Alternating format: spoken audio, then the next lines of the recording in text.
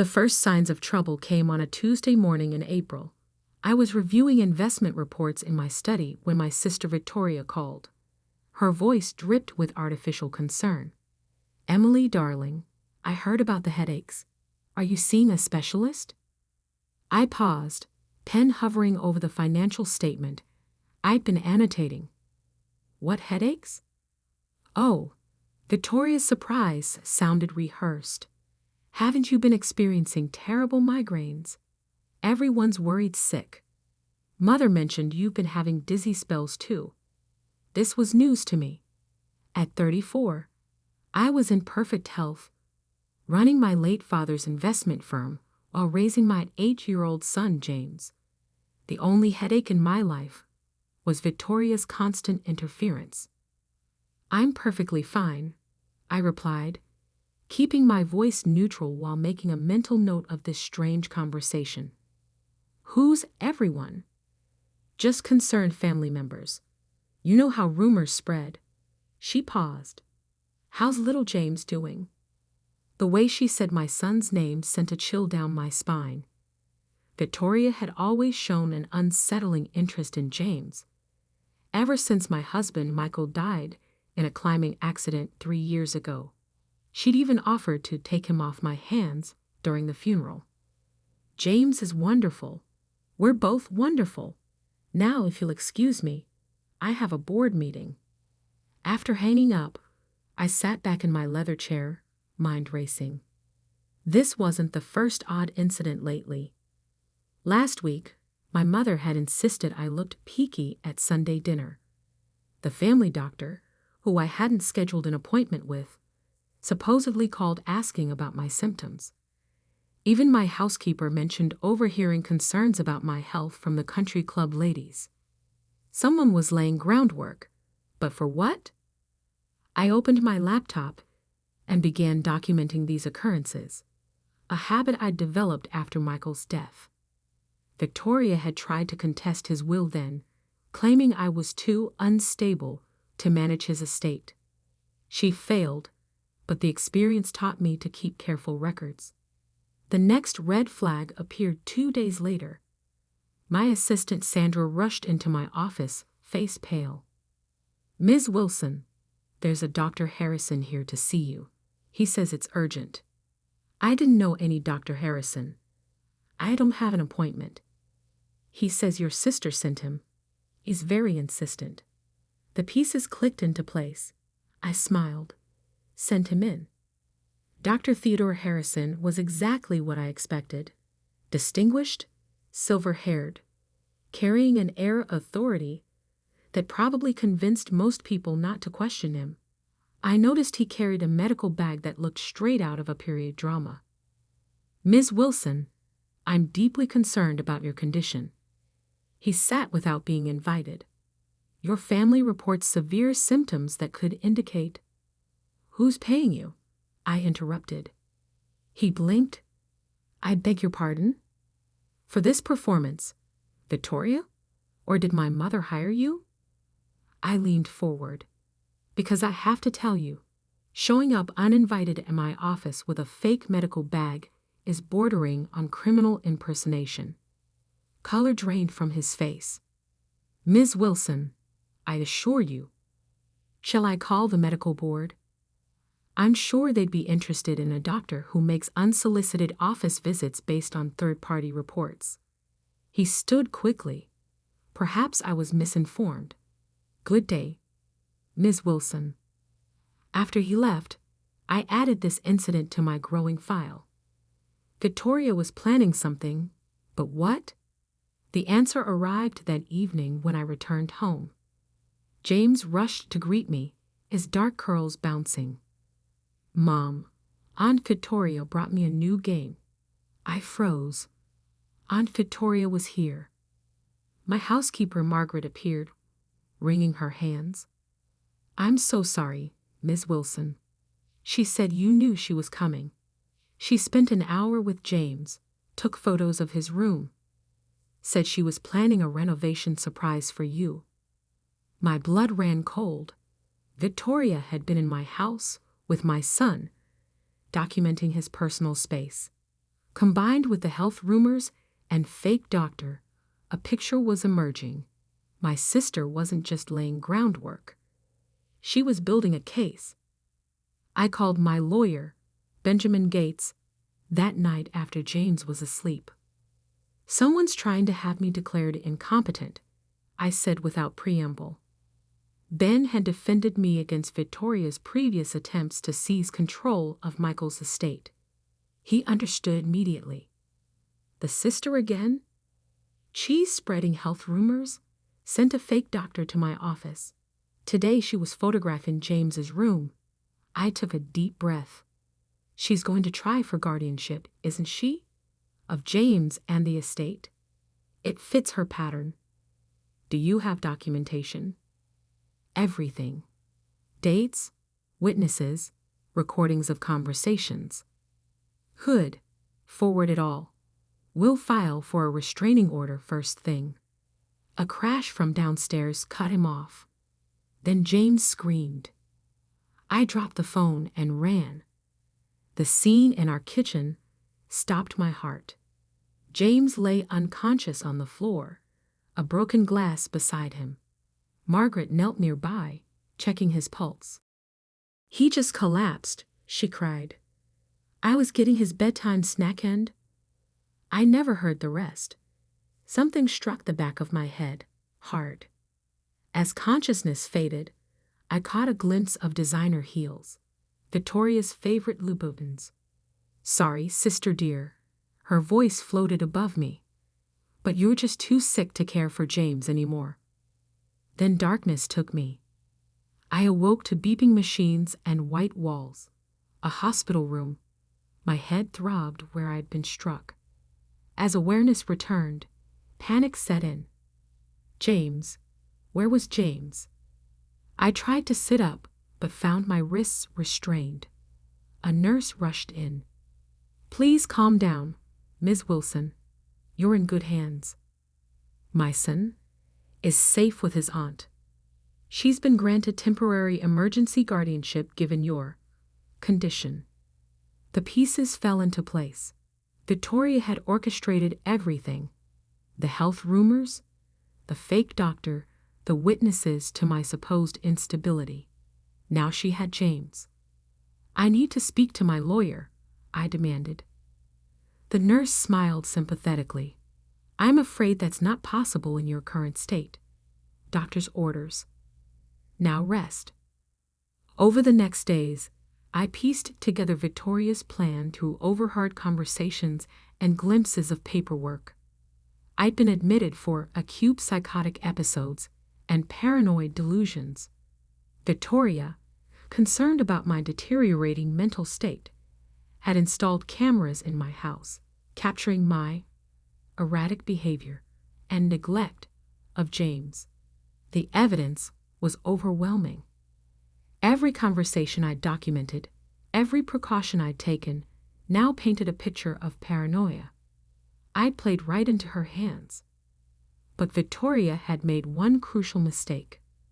She assumed that once she had me committed, I'd be powerless. She forgot that I was my father's daughter too. On my 5th night in the hospital, a young orderly named Marcus brought my evening medication. Unlike the other staff, he looked me in the eye. "The blue pill is new," I said quietly. He nodded. "Started today." I smiled. I don't take medication without reviewing the literature first. Hospital policy allows me to refuse treatment. Marcus glanced at the door. They'll force the issue. They can try. I met his gaze. "How much does night shift pay here, Marcus?" He blinked. "Excuse me." "Because I can offer better." "Much better."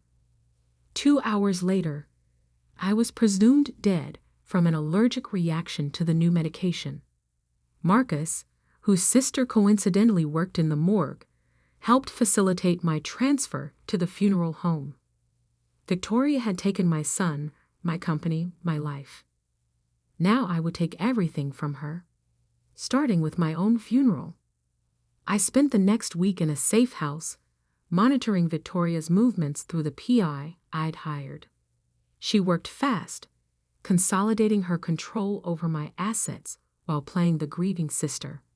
She moved James into her house immediately. The funeral was scheduled for Saturday at St. Michael's Cathedral. Victoria spared no expense, inviting hundreds of guests to witness her performance as the devoted sister tragically inheriting her unstable siblings' responsibilities. I watched the live security feed as guests arrived. Victoria held James's hand tightly, accepting condolences with practiced grace. My mother dabbed at dry eyes with a monogrammed handkerchief. Board members and business associates filed in, already courting Victoria's favor as the new head of Wilson Investments. The service began. Victoria approached the podium, champagne glass in hand for the final toast. Classic Victoria, turning a funeral into a celebration of her triumph. "My beloved sister Emily," she began, voice trembling perfectly. Though troubled in her final days, she would want us to celebrate life, to honor her memory by ensuring her son and her company are properly cared for. She raised her glass. To Emily, finally at peace, and to new beginnings. The massive cathedral doors creaked open. Sorry I'm late to my own funeral. My heels clicked against marble as I walked down the aisle. Victoria's champagne glass slipped from nerveless fingers, shattering at her feet. Gasps and screams erupted through the congregation. My mother fainted dead away, but I only had eyes for one person. "James," I called softly. "Come to Mommy." My son broke free from Victoria's grip and ran to me. I lifted him into my arms, breathing in his familiar scent. Victoria stood frozen, face ashen. "But you're dead." I saw the death certificate. The body. "You saw what you wanted to see," I smiled. "Just like I wanted you to." The doors opened again. Police officers filed in, led by Benjamin Gates. "Victoria Wilson," the lead detective announced. "You're under arrest for attempted murder, fraud, and conspiracy." As they led my sister away in handcuffs, I held James close. Victoria had forgotten the most important lesson our father taught us. Never underestimate someone with nothing left to lose. But my sister's arrest was just the beginning. The real war for Wilson Investments was about to begin. And this time, I wasn't playing defense. The media called it the funeral resurrection. Security footage of my entrance into St. Michael's Cathedral went viral within hours. Local news vans surrounded Wilson Tower, desperate for comments about the CEO who came back from the dead to expose her sister's plot. But I had more pressing concerns. The formaldehyde smell won't leave my hair. I complained to Marcus, the orderly who'd helped fake my death. He now sat in my restored office, accepting a check that would ensure his sister in the morgue remained equally helpful if questioned. "Small price for justice," he replied, tucking the check away. "Though I admit, watching Mrs. Victoria's face when you walked in, that was priceless." I smiled, remembering my sister's champagne glass shattering on the cathedral floor. How is she enjoying her accommodations? County jail's finest cell. No Louboutins allowed. Victoria had been denied bail, deemed a flight risk due to her substantial offshore accounts. Accounts I discovered and frozen just hours after my resurrection, using emergency powers as the reinstated CEO. A knock at my office door interrupted us. Benjamin Gates entered, looking pleased. "The board just finished their emergency session," my lawyer announced. "They've officially rescinded all changes made during your absence." "And the guardianship papers for James?" "Nullified." The judge was particularly interested in the forged medical records.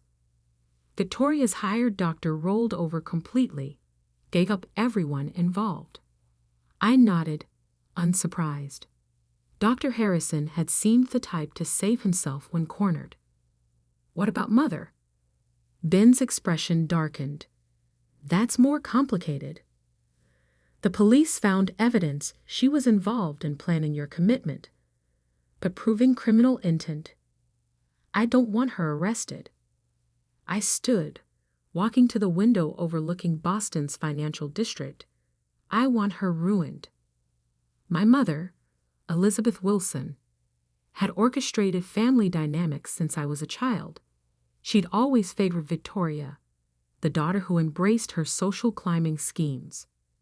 When my father died, leaving me in charge of Wilson Investments, Mother had seen it as a personal insult.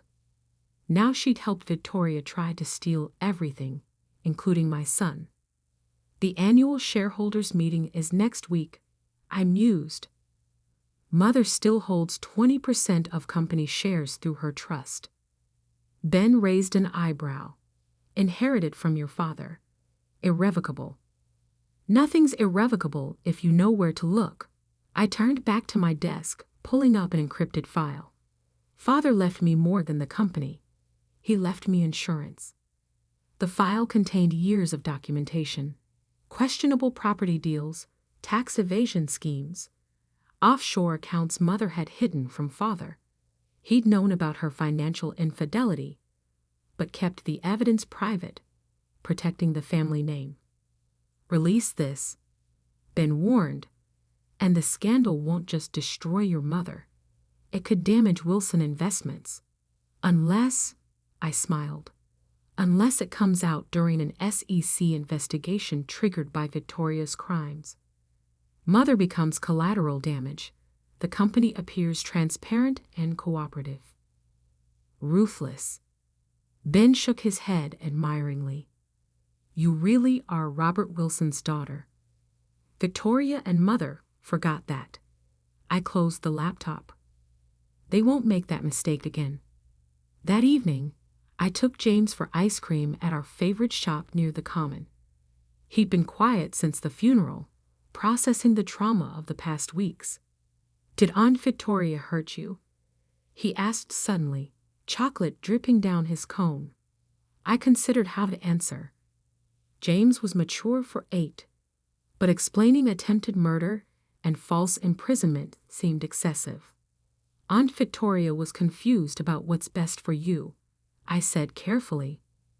She thought she should be your mom instead of me, but she was wrong, and now she has to face consequences for her bad choices. He nodded solemnly. Is she going to jail? Yes, sweetheart, for a long time. Good. He licked his ice cream. She made me eat vegetables with every meal, even breakfast. I laughed, pulling him close. My brilliant boy, focusing on the culinary crimes. The next morning, the SEC investigation I'd orchestrated hit the news. Anonymous sources, carefully selected by Benjamin, revealed evidence of widespread financial misconduct within the Wilson family. Mother's hidden accounts were exposed, along with Victoria's attempts to seize control through fraudulent means. Wilson Investments stock dropped 15% in the first hour of trading. I called an emergency press conference on the steps of our headquarters.